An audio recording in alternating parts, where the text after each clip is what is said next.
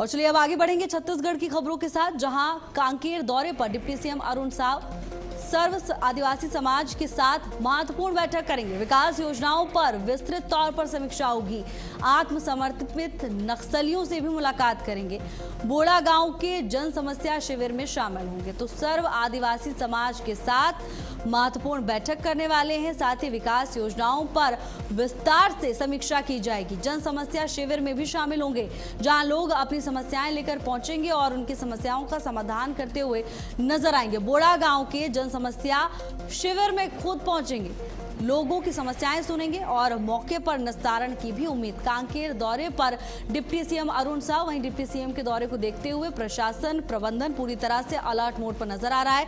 बता दें कि यहां पर डिप्टी सीएम सर्व आदिवासी समाज के साथ एक महत्वपूर्ण मंथन भी करेंगे। विकास योजनाओं पर चर्चा होगी।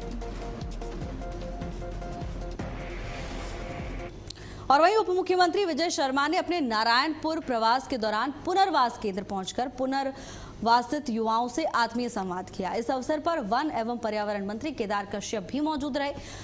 दोनों मंत्रियों ने युवाओं से पुनर्वास केंद्र में उपलब्ध सुविधाओं, प्रशिक्षण और साथ ही रोजगार की संभावनाओं पर विस्तार से चर्चा की। उन्हें विकास की मुख्य धारा में सक्रिय भागीदारी निभाने के लिए प्रेरित भी किया। तो देखिए, डिप्टी सीएम विजय शर्मा रायपुर पहुंचे, जहां उन्होंने प्रशिक्षण और रोजगार के अवसरों पर महत्वपूर्ण चर्चा की है। डिप्टी सीएम ने नारायणपुर पुनर्वास केंद्र का दौरा किया, व्यवस्थाओं का जायजा लिया और यहां पर डिप्टी सीएम ने पुनर्वासित युवाओं से संवाद स्थापित किया। उनसे जाना कि आखिर व्यवस्थाएं कैसी है, कैसा वो महसूस कर रहे हैं और क्या उनकी बेहतरी के लिए शासन और प्रशासन कर सकता है। तमाम तस्वीरें रायपुर से सामने आ रही हैं।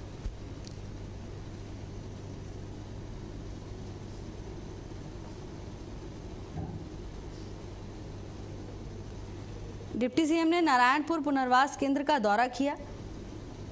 विजय शर्मा ने पुनर्वासित युवाओं से संवाद स्थापित किया है।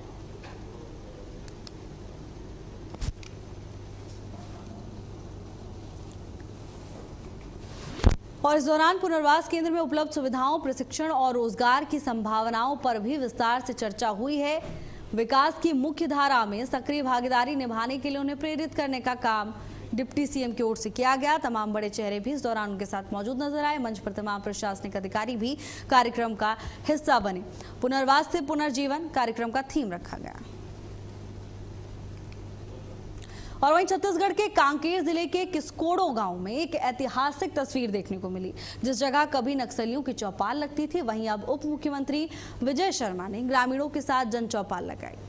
उन्होंने जमीन पर बैठकर लोगों की समस्याएं सुनी और अधिकारियों को कई विकास कार्यों के निर्देश दिए। ग्रामीणों ने सड़क, बिजली, स्वास्थ्य और पेयजल जैसी समस्याएं रखी।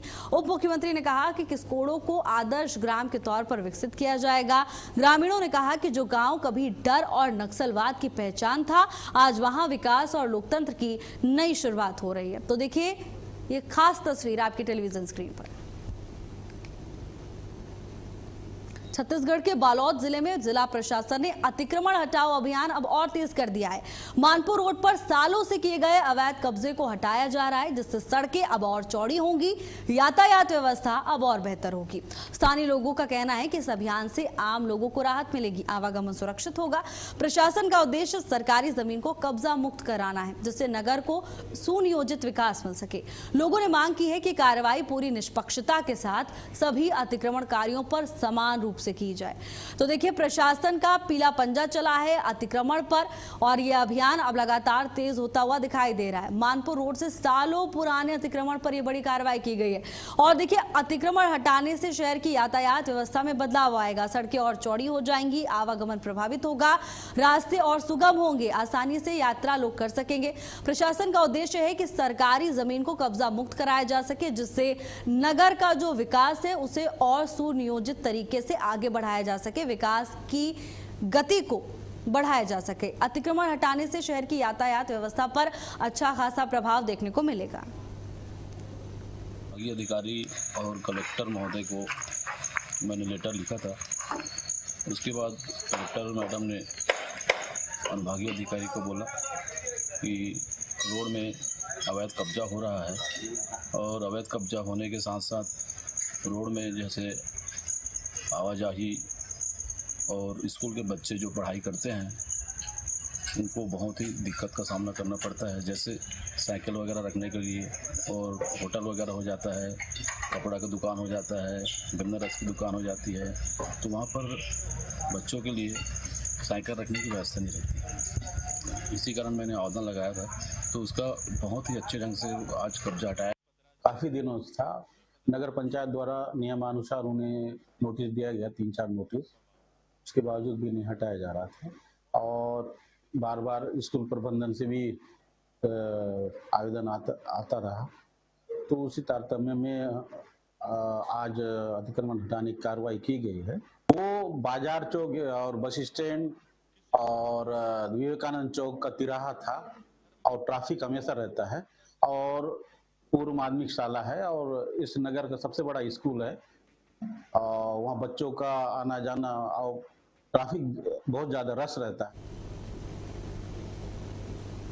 छत्तीसगढ़ के धमतरी जिले में ग्रामीणों पर आंसू गैस छोड़े जाने का मामला अब तूल पकड़ता जा रहा है, और इस घटना से नाराज आदिवासी समाज ने पुलिस के खिलाफ निंदा प्रस्ताव पारित कर दिया है। पूरे मामले की न्यायिक जांच की मांग की जा रही है। आदिवासी समाज का कहना है कि ग्रामीण सड़क, पुल, बिजली और पानी जैसी बुनियादी सुविधाओं की मांग को लेकर प्रदर्शन कर रहे थे। पुलिस का कहना है कि प्रदर्शन के दौरान भीड़ ने बैरिकेडिंग तोड़ने, वन विभाग के नाके को नुकसान पहुंचाने और पुलिस कर्मियों के साथ धक्का मुक्की की, जिसके बाद भीड़ को हटाने के लिए आंसू गैस का इस्तेमाल किया गया। लेकिन फिलहाल मामले को लेकर आगे की रणनीति बनाई जा रही है। आगे क्या कुछ होता है इस पूरे मामले पर देखने वाली बात होगी। एक तरफ आदिवासी समाज का कहना है कि मूलभूत सुविधाओं को लेकर प्रदर्शन कर रहे थे, लेकिन इसी दौरान पुलिस की ओर से उन पर आंसू गैस के गोले छोड़े गए। लेकिन दूसरी तरफ प्रशासन का कहना है कि भीड़ अनियंत्रित हो रही थी, धीरे धीरे काबू से बाहर हो रही थी, बैरिकेडिंग तोड़ने की कोशिश की और साथ ही नुकसान किया गया, पुलिसकर्मियों को धक्का दिया गया, जिसके बाद उन्हें तितर बितर करने के लिए कार्रवाई हुई। मैं जिब्राखन मरे अध्यक्ष सर्वई समाज जिला धमतरी एवं प्रदेश उपाध्यक्ष सर्वई समाज। आज कलेक्टर गए थे आप, किस बात को लेकर? मैं कलेक्टर साहब से मिलने गया था। एक जो मरोद में सोमवार को जो घटना घटा था आदिवासी समाज के साथ, उसमें अश्रु गैस छोड़ना ये समाज के लिए बहुत घातक है और अच्छी बात नहीं, पुलिस प्रशासन की अच्छी बात नहीं है। इसका मैं कंप्लेंट करने के लिए गया था ताकि इसके न्यायिक जांच हो। जब सीधे साधा रैली आ रहा है, सामान्य रूप से रैली आ रहा है, समझकर चीज तो प्रशासन को होना चाहिए ना। कांकेर और नारायणपुर जिले के सीमावर्ती क्षेत्र स्थित रावघाट परियोजना में बड़े पैमाने पर पेड़ों की कटाई को लेकर स्थानीय ग्रामीणों और आदिवासी समुदाय ने गंभीर चिंता जाहिर की है। ये वही क्षेत्र है जहां भविष्य में लौ अहिंसक खनन प्रस्तावित है और वर्तमान में बीएसपी से जुड़े कार्य जारी हैं। स्थानीय लोगों का आरोप है कि परियोजना क्षेत्र में कंपाउंड और डंपिंग यार्ड निर्माण के नाम पर बड़े पैमाने पर पेड़ों की कटाई की गई है। ग्रामीणों का कहना है कि विकास कार्यों के नाम पर जंगलों का तेजी से सफाया किया जा रहा है, जबकि आदिवासी समुदाय सालों से इन वनों के संरक्षण में महत्वपूर्ण भूमिका निभाता आया है। तो देखिए, कांकेर से ये पूरा मामला सामने आया जहां बीएसपी से जुड़े कार्यों को लेकर सवाल उठे हैं। कंपाउंड निर्माण के नाम पर पेड़ों की कटाई के गंभीर आरोप लगाए गए, जिसके बाद ग्रामीणों में भीषण नाराजगी देखने को मिल रही है। बीएसपी से जुड़े कार्यों पर गंभीर सवाल उठाए गए। कंपाउंड निर्माण के नाम पर पेड़ों की कटाई से स्थानीय लोगों में आक्रोश देखने को मिल रहा है। अब स्थानीय लोग इस पूरे मामले को लेकर निष्पक्ष और पारदर्शी तरीके से जांच की मांग कर रहे हैं। तस्वीरें देखिए किस तरह से पेड़ों की कटाई की गई है। हालांकि स्थानीय लोगों का कहना है कि कंपाउंड निर्माण के नाम पर ये पेड़ काटे गए हैं और अब इस पूरे मामले को लेकर जांच पड़ताल होनी चाहिए। स्थानीय लोगों में गुस्सा देखने को मिल रहा है। कंपाउंड निर्माण के नाम पर पेड़ों की कटाई का गंभीर आरोप स्थानीय लोगों की ओर से लगाया गया है।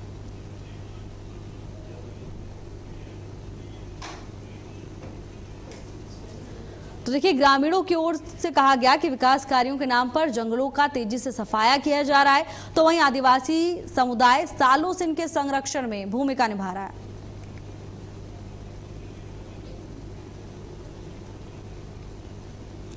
वहीं नए शिक्षण सत्र से पहले कोरबा में स्कूली बच्चों की सुरक्षा को लेकर परिवहन विभाग और यातायात पुलिस अलर्ट हो गई है। स्कूली बसों की जांच के लिए विशेष अभियान चलाया गया। इस दौरान बसों की fitness, brake, light, horn, emergency gate, first aid box, अग्निशमन यंत्र और साथ ही स्पीड गवर्नर समेत 16 बिंदुओं पर जांच की गई है। स्वास्थ्य विभाग ने बस चालकों का स्वास्थ्य और विशेष रूप से आंखों का परीक्षण किया।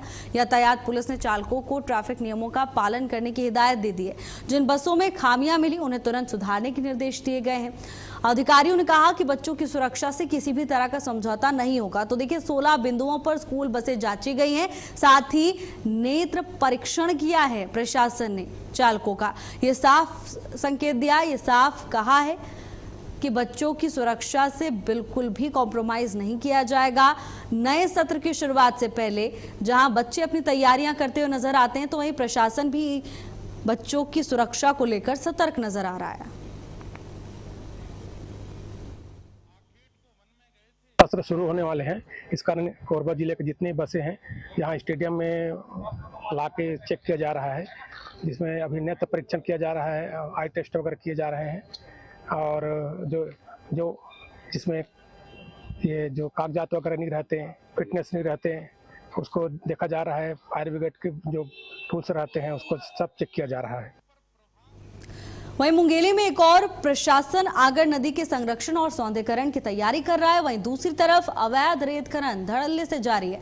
लोरमी रोड बाईपास पुल के नीचे जेसीबी और ट्रैक्टर से रेत निकालकर निजी जगहों पर डंप किया जा रहा है। आरोप है कि बारिश के मौसम में ऊंचे दाम पर बेचने के लिए पहले से रेत का भंडारण करना शुरू किया जा चुका है। बिना परमिशन के हो रहे इस खनन से नदी का स्वरूप बिगड़ता जा रहा है और पर्यावरण को नुकसान पहुंच रहा है। अब सवाल यह है कि खनिज विभाग अवैध खनन पर कब और क्या कार्रवाई करता है। तो देखिए, एक तरफ तो नदी के आसपास सौंदर्यीकरण किया जा रहा है, लेकिन दूसरी तरफ अवैध खनन भी धड़ल्ले से जारी है। रेत भंडारण का काम अभी से शुरू किया जा चुका है बिना परमिशन के। तमाम तस्वीरें देखिए।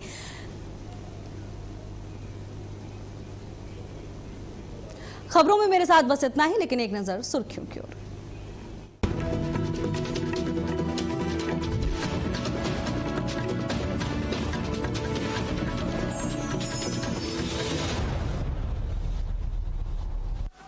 प्रस्तुतकर्ता डॉक्टर ऑर्थो आयुर्वेदिक ऑयल व कैप्सूल। अब दर्द भी घुटने टेकेगा। पेट सफा आयुर्वेदिक चूर्ण, पेट सफा तो हर रोग दफा। रूप मंत्रा आयुर्वेदिक फेस क्रीम और फेस वॉश, ये कोई कॉस्मेटिक नहीं, आयुर्वेदिक औषधि है। सच्ची सहेली, महिलाओं की सबसे भरोसेमंद औषधि एवं टॉनिक। 3 दिवसीय सेशेल्स दौरे पर पीएम मोदी। राष्ट्र दिवस में चीफ गेस्ट हैं प्रधानमंत्री, संसद को संबोधित करेंगे। ग्रेटर नोएडा में सीएम योगी ने ईएमसी पार्क का किया शुभारंभ। कहा उत्तर प्रदेश एआई का हब बनेगा, यूपी के युवाओं को रोजगार मिल रहा है। राम मंदिर चढ़ावा चोरी मामले में चंपत राय का इस्तीफा कंफर्म। राम मंदिर ट्रस्ट ने बयान जारी किया। अनिल मिश्रा ने भी इस्तीफा सौंपा।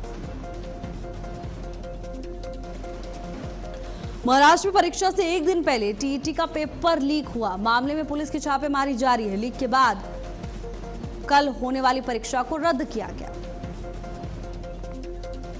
लखनऊ कमिश्नरेट में बड़ा फेरबदल, कई एसीपी बदले गए। अतुल कुमार पांडे एसीपी गाजीपुर बने, महेश त्यागी एसीपी ट्रैफिक बनाए गए। भारत अपडेट न्यूज चैनल की धमाकेदार एंट्री। आपका अपना चैनल भारत अपडेट अब आप देख सकते हैं टाटा प्ले के चैनल नंबर 574 और जियो टीवी के चैनल नंबर 2070 पर 24 घंटे 7 दिन।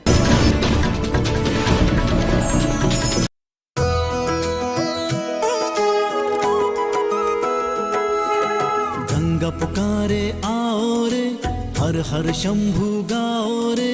हरिद्वार में कुंभ सजे, श्रद्धा की डुबकी लगाओ रे। हर हर गंगे गंगे हर हर गंगे। भस्म रमाए साधु चल रहे, गूंजे शिव के नाम। गंग किनारे दिव्य अलौकिक ओजस पूरा धाम। युगों युगों का पर्व ये पावन, मिलकर सभी मनाओ रे। हरिद्वार में में कुंभ सजे, श्रद्धा की डुबकी लगाओ रे। हर हर गंगे गंगे हर हर गंगे। 14 जनवरी 2027 से हरिद्वार में सजेगा आस्था, अध्यात्म और सनातन चेतना का विराट संगम। आइए इस दिव्य महापर्व के साक्षी बने। मीडिया की दुनिया में नेतृत्व वही जो सिर्फ संस्थान न बनाए बल्कि एक नई सोच को दिशा दे। ऐसा ही नाम है विवेक पाठक। विवेक पाठक भारत अपडेट के मैनेजिंग डायरेक्टर और एडिटर इन चीफ एक दूरदर्शी मीडिया लीडर के रूप में पहचाने जाते हैं, जिनकी सोच में पत्रकारिता सिर्फ खबरों का प्रसारण नहीं बल्कि समाज के प्रति जवाबदेही का माध्यम है। वर्षों के अनुभव और मजबूत संपादकीय दृष्टि के साथ उन्होंने मीडिया जगत में अपनी विशिष्ट पहचान बनाई है। समाचार की गहराइयां, प्रस्तुति की सटीकता और दर्शकों के विश्वास को केंद्र में रखकर उन्होंने भारत अपडेट को एक मजबूत राष्ट्रीय मंच देने का संकल्प लिया है। उनके नेतृत्व में भारत अपडेट तेज, निष्पक्ष और विश्वसनीय पत्रकारिता की नई परिभाषा गढ़ रहा है। उनकी रणनीति स्पष्ट है, हर खबर तथ्यपरक हो, हर प्रस्तुति प्रभावशाली हो और हर दर्शक को मिले सच का भरोसा। विवेक पाठक का विजन है भारत अपडेट को देश के हर घर तक पहुंचाना और इसे ऐसा समाचार का मंच बनाना जो जनता की आवाज, राष्ट्र की सोच और सच्चाई का सबसे मजबूत माध्यम बने। उनकी अगुवाई में भारत अपडेट सिर्फ एक चैनल नहीं बल्कि भरोसे, निष्पक्षता और नई पत्रकारिता का प्रतीक बन रहा है। जब हर मुद्दे को ब्लैक एंड व्हाइट बताया जाएगा, तब सच के बाकी रंग कौन दिखाएगा? जल्द आ रहा है सिर्फ भारत अपडेट पर।